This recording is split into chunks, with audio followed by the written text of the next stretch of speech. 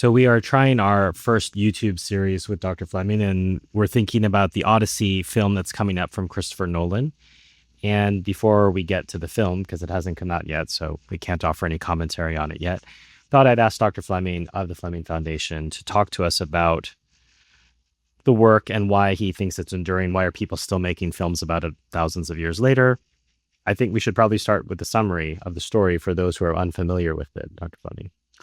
Okay, in most film versions, for example, or novelized versions, they would start with Odysseus at the Trojan War, and the war is over, and he sails off with his fleet. But like all the other great heroes, he meets with a series of misfortunes. All he wants to do is return to his wife and son. His son is now, by the time he leaves the Trojan War, his son is 10 or 11. And he spends 10 years wandering, facing a variety of temptations. He is held captive by two different beautiful supernatural women, a fate which most American men today would not deplore. And yet a wife who is surely by now she's in her 30s, going on to 40, and he finally comes to the island of Phaeacia, where this 14-year-old princess wants to marry him. And so that's, meanwhile, simultaneously, his son sets off on a voyage of adventure to find his father, because he's heard all these stories, and he feels that if his father returns home, he can bring the palace back to order, because his mother is being beset by dozens of young men who are suitors. They say, well, Odysseus is dead by now. We want to marry you, become king, take over, and you just have to choose. And she has, of course, tricked them by saying, as soon as I finish this burial cloth, weaving it for my father-in-law. And then, but of course, so she sits there with her loom weaving all day, and at night she undoes all the stitches, so she never gets anywhere. And then they've just discovered this, and so they're arrogantly forcing her to choose one of them. And of course, Odysseus does eventually, after all his strange adventures, some of which read like a fairy tale in comparison to, say, the Iliad, which is the story of the Trojan War, at least one small part of it, but monsters of various kinds and supernatural actions, which are not typical of Greek literature. And he finally comes home, and in one of the greatest scenes in the history of fiction, the suitors are having a contest. Who could pull Odysseus' old bow that's sitting around all these years and shoot it through a series of axe heads with a sort of loop on the top? Well, nobody can even bend the bow. And finally, Odysseus, disguised as a filthy old beggar, he says, just give me a chance. And they say, what, you're a disgrace. We're not. And Penelope, the wife, says, give the guy a chance. Mm-hmm. And so he pulls back the bow with ease, sends the arrow through the axe heads, and then starts killing all the suitors. And meanwhile, his son and a swineherd, there's a few loyal people help. They've locked the doors. Yeah, they lock the doors, and they kill everybody. And of course, the next day, their relatives are very unhappy, so they come en masse to try to get rid of Odysseus and all his. Can we say it's a Deus Ex Machina ending? Yes, well, exactly. Or a Dea, as it might be. Athena comes in and says, "No, this is going to stop," and because the point is, the law of blood revenge means that the family they have to do this. They have to avenge the death of their sons and brothers, even though the sons and brothers have been carrying on rather badly. I once saw a Western movie where a bad guy comes up to the sheriff and says, "You killed my brother, I'm going to kill you." He says, "Your brother was trying to kill me." Well, I know that, but I still have to kill you. Well, you see, that guy would have understood the Odyssey, and so only a supernaturally divine power can say you both have to give way, and it's the end. It's the end. A civil war is breaking out, but we'll stop it right now. And it's an extraordinarily beautifully done story in which the interesting four books are mostly devoted to Telemachus' search. He goes to see his father's old friends, and it's what they sometimes in German call a Bildungsroman. It's the story of a young man who's sort of whiny and mom never lets me do anything, and he becomes fully his father's son and partner. It's quite an impressive account. But meanwhile, then you sort of fade out and you get this long all these adventures, but it's framed at the beginning by a council of the gods, which is on up above Mount Olympus. And Athena says, why is it that the most just man in the world, Odysseus, who has never failed to pay regard to the gods, he's done everything right, and yet he's being made to suffer? Why? It's the question of Job. Why does a just man suffer? And the answer is because he has killed the son of the sea god Poseidon. And so every time he goes on the water, Poseidon raises a storm or causes grief. But fortunately, Poseidon is in the land of the Ethiopians, who are offering him special sacrifices, so he can't be there to raise trouble. He's the second most powerful god there is, and his brother Zeus, the king of the gods, doesn't. He knows, yes, in a war he will defeat Poseidon, but he tries to rule through justice, not through violence. And so then they send Hermes down, which very to help him off Calypso's island. Calypso is this sort of sex goddess that has got him imprisoned. But what does she bring? Could you bring him a magic carpet? Say, oh, fly away, or does she lift him up and take him to Olympus? No, she arranges him to get an axe. Now it's up to you. Build yourself a raft. I mean, it's shall we say something that early American frontiersmen could have really appreciated. If you're going to get anywhere in this life, even with divine help, the gods will tell you, okay, hit the road, but first build your own boat. Mm. Well, you've given us a great summary. In fact, even some fruitful excursi.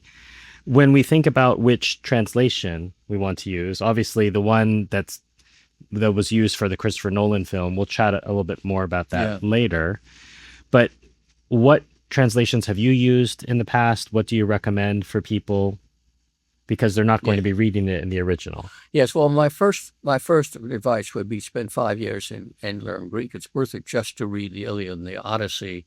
If you can't read that, the problem with most translations since World War II is whether they're in prose or in poetry. First of all, the poetic translations, these people don't know how to write verse.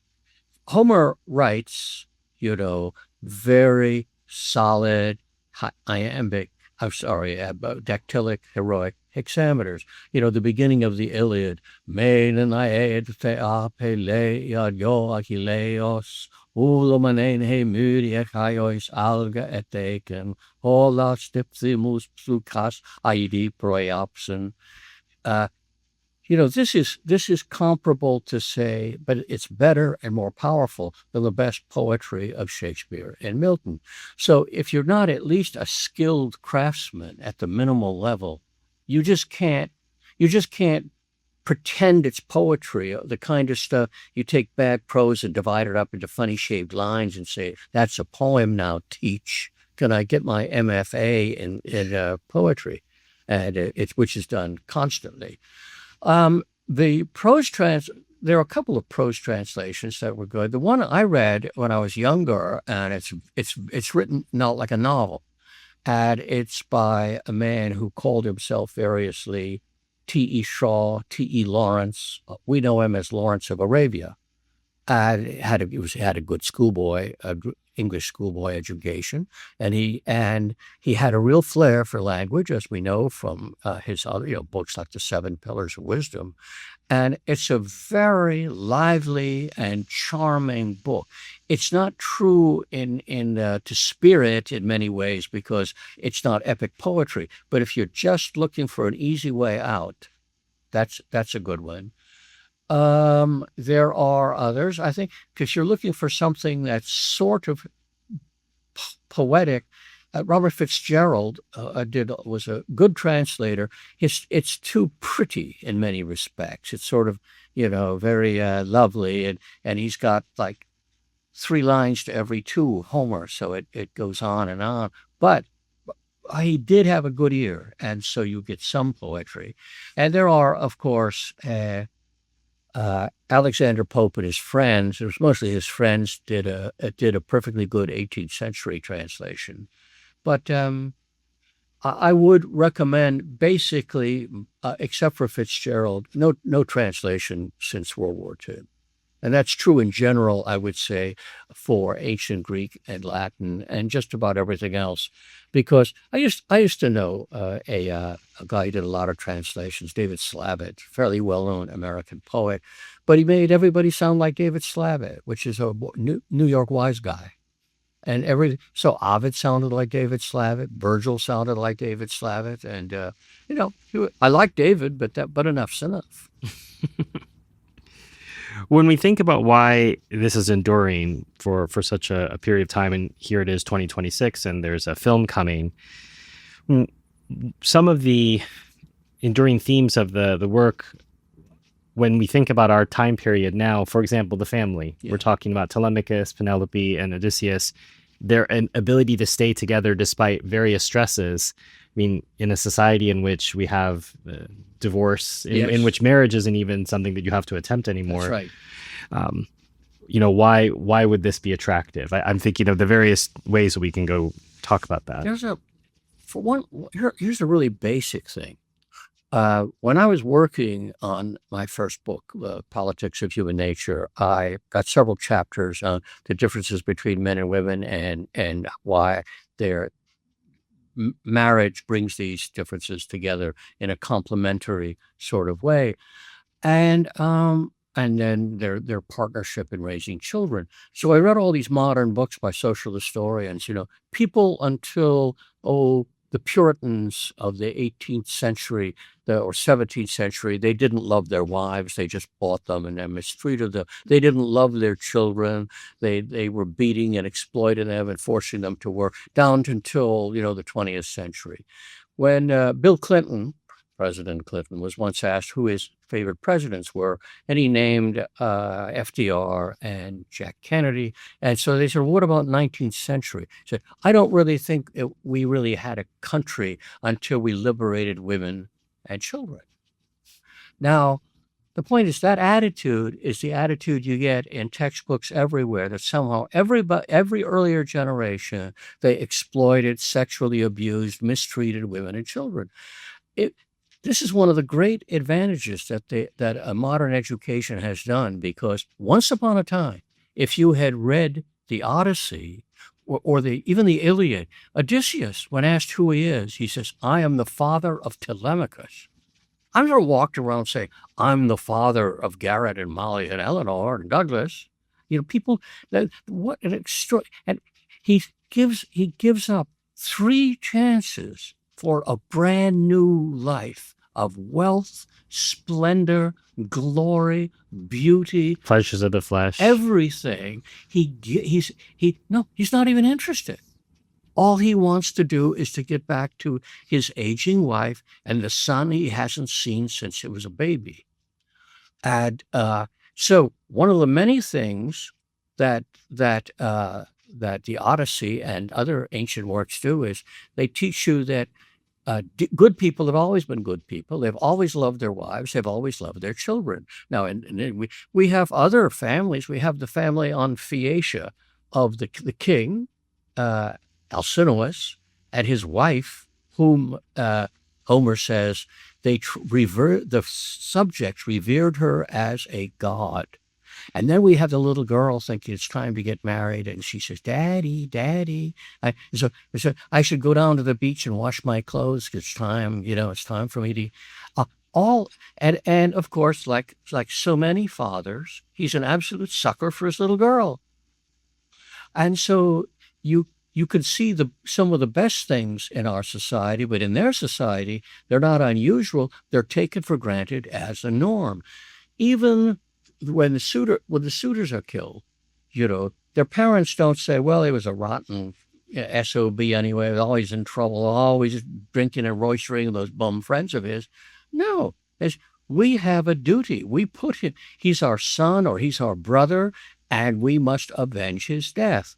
Now, we have a system of law that's supposed to take care of that, although it doesn't anymore. You can murder a whole man's family and end up spending 15 years in jail because your mental state was such that you can't even go to trial or be examined. That's what's happened time after time, just in the past few weeks in the United States and Britain. So you can see a model of family life that is not something invented in the 18th or 19th or 20th century. You can see responsible parents and a very noble representation of the family. And it turns out that the family is not just some artificial construction that we can reinvent it the way we reinvent sex roles. One day you're a boy, the next day you're a girl. One day you're married, the next day you're divorced. No, that these are indissoluble givens and that they have to be respected. It's something that I admire about other cultures in which, in Arabic, you are not necessarily, once you have the oldest son, you are known as, Abu Jamal. That's right. Or in Russia, I'm Stepan Stepanovich, That's I'm right. Stephen, son of Stephen. And there's such a connectivity. And in a sense, I would like that to be the case in our American culture, but it was never a thing. But I appreciate that connectiveness that we see there. Half the names in English, common names in English: Johnson, son of John; Olson, son of Ole, and of course, up here in the Middle West, every other person is a son or a sen, because patronyms were the only names that the Scandinavians had, unless you were an aristocrat. But it is a natural thing to name children, and of course, they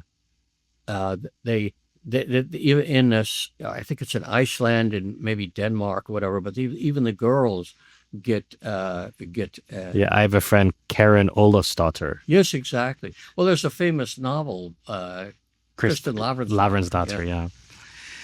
Well, so we've talked about family. How about the state and foreign affairs? So we have the state, in the absence of the king, is falling into a bit of ruin, a bit of chaos. And foreign affairs, how do you conduct a war? What, a preemptive war or a war of revenge? Was it a just war? I suppose these are questions in an era after Venezuela, Iran. Yes, well, the ancients, until the Greeks had developed ways, they had no way of controlling the barbarity of war. War is a terrifying thing. You remember Robert E. Lee's famous statement that it is good that war is so terrible, else we should love it too much, because he was a born warrior. And yes, it is, war is terrible. And but the governments, things people have misrepresented, for example, what kind of government you have in the Iliad and the Odyssey, because first they look at the army at Troy and they say, well, that's a model of a commonwealth. Well, it's not. It's an army. An army and on the battlefield is not the same. But we have various scenes in both the Iliad and the Odyssey where we see that essentially you have a hereditary chief who has semi-divine status, but then you have the nobles. They're called basileis, which is the later Greek word for king. And these basileis get together. They make this. They act as a court. They act as a set of advisors, and that everybody has his place, and everybody is worthy of some respect. One of the most notable things about the Odyssey is to quote a famous song by Gilbert and Sullivan, things are seldom what they seem.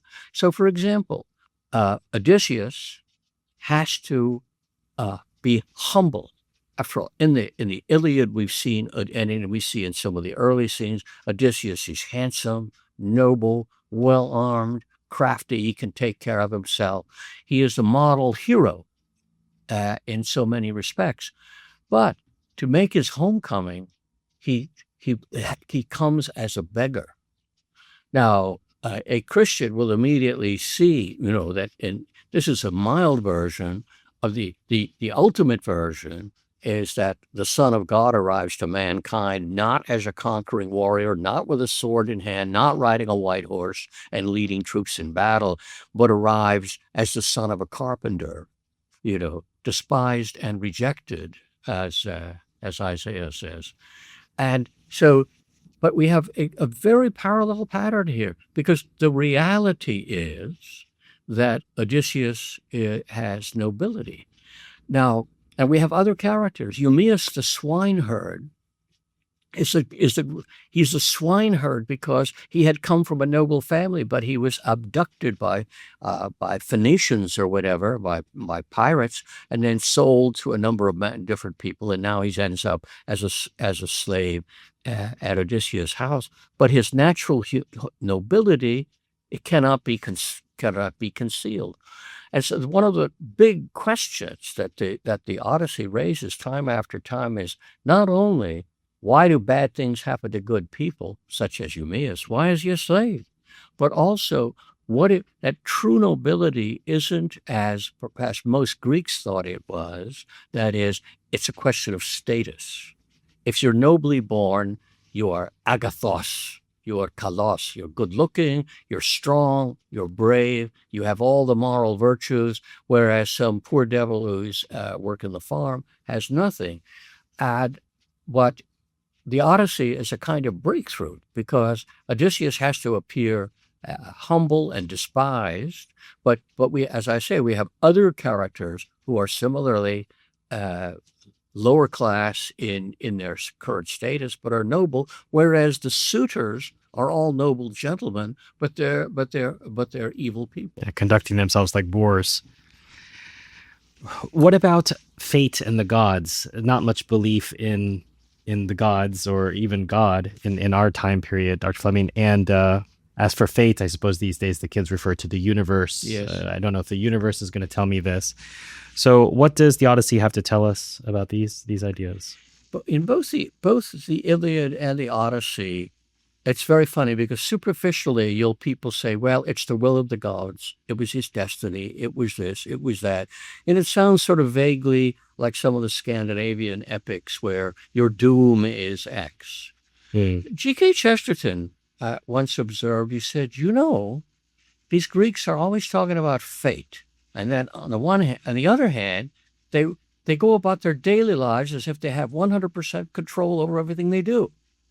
And their answer to the question of fate and free will is yes to both. Yes, there are things that are fated, but the way we behave and in response to it, this defines who we are. And they didn't so much care about an afterlife. Odysseus, the dead Achilles tells Odysseus, better to be a poor man's slave than to be king of the underworld.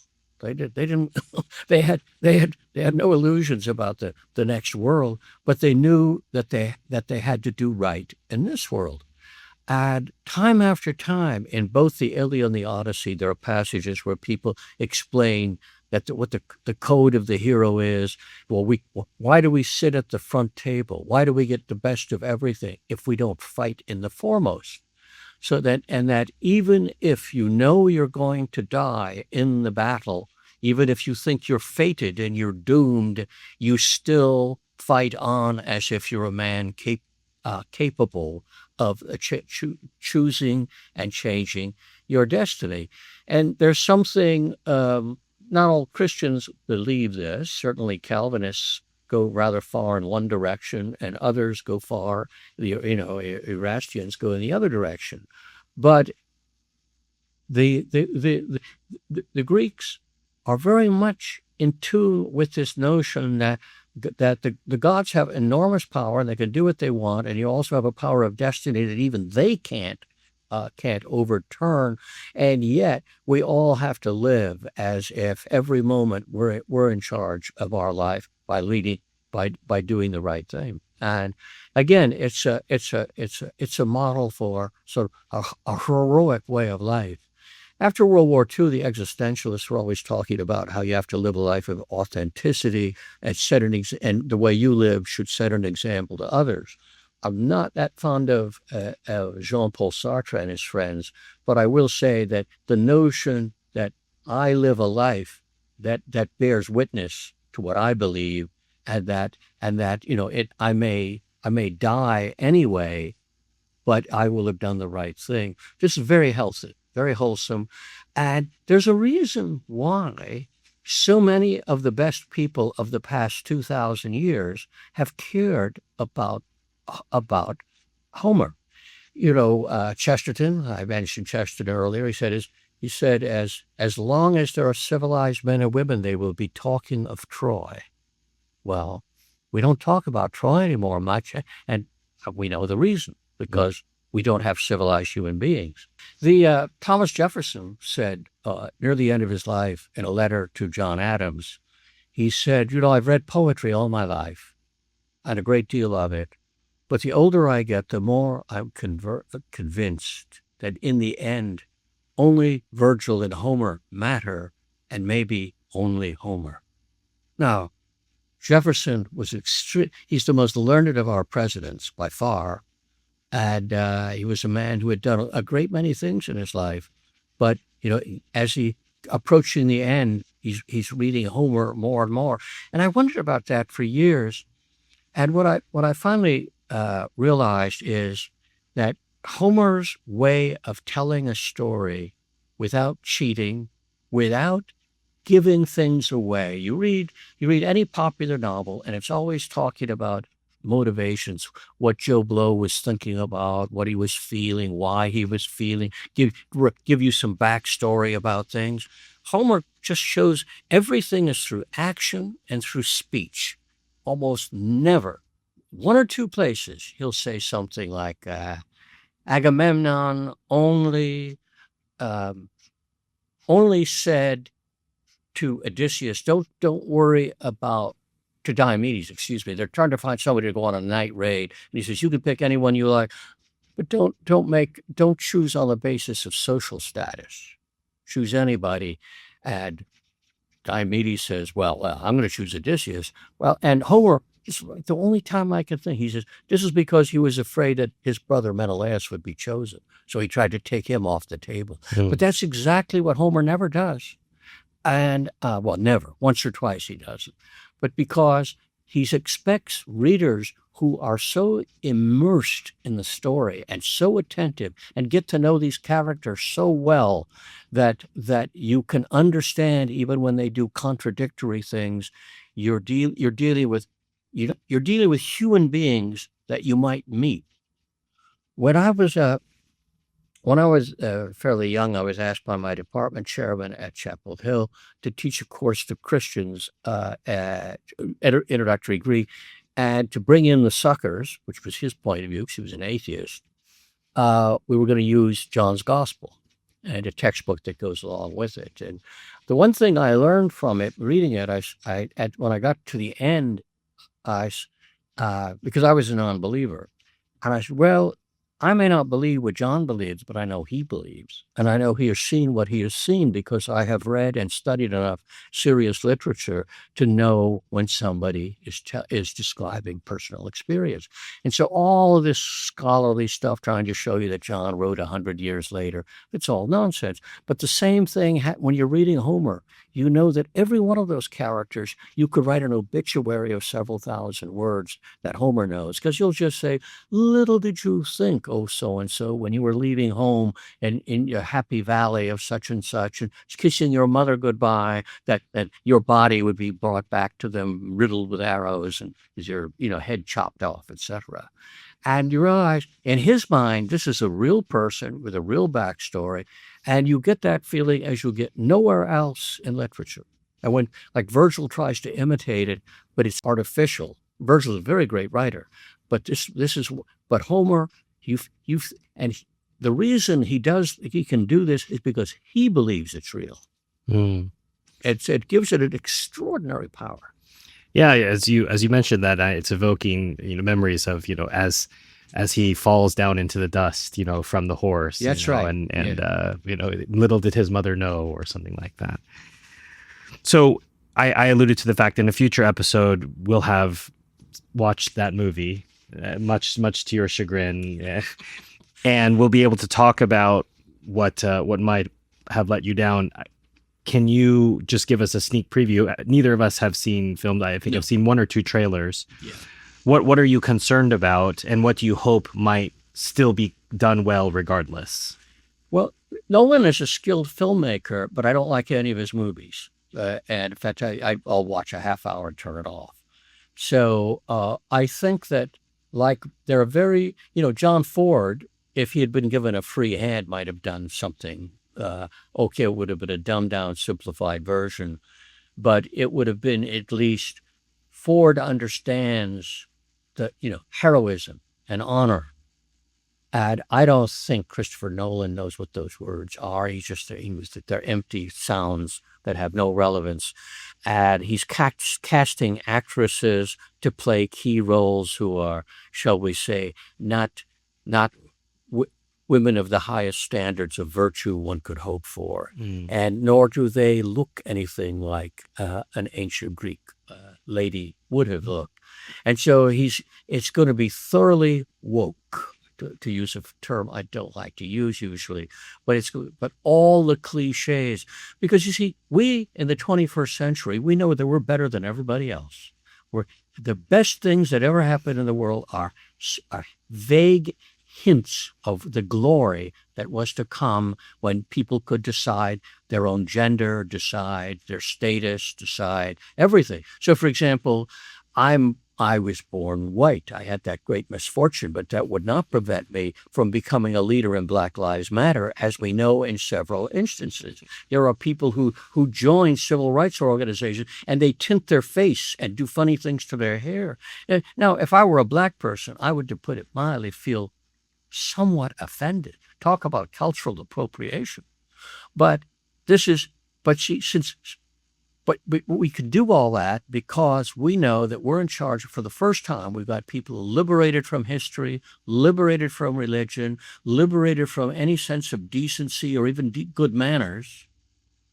Or duty, as is on your mind a lot these days. Yes, and so therefore, we're totally cut off from our past. And by getting rid of, for example, Greek and Latin and the study of classics, and the Bible, we make most of English language literature impenetrable. How can you read Paradise Lost if you don't know the Bible or have read Virgil and Homer, whom he's drawing heavily on? How can you read Shakespeare without knowing a whole lot of ancient history? And he writes a play about Julius Caesar. And the whole history of the human race is a blank to us as a result. And unfortunately, as far as I'm concerned, Christopher Nolan, he has a blank slate for a mind. All that you'll find on it written are TV commercials and the latest slogans from the woke factory. Well, not an optimistic look at the movie to come, but when that movie comes out, I'm hoping that we'll be able to do a live stream with Dr. Fleming. Just be patient with us on the technology if you're listening to the YouTube version of this or you're listening on our website. For those of you who are listening on YouTube for the first time, you don't know about Dr. Fleming, you can learn more. There'll be links in the description for the Fleming Foundation at fleming.foundation. And there'll be an offer there too, where you'll be able to redeem a code for a free lecture for things that are behind the paywall for paying members. But for now, Dr. Fleming, thank you for your time talking about the Odyssey. Thank you.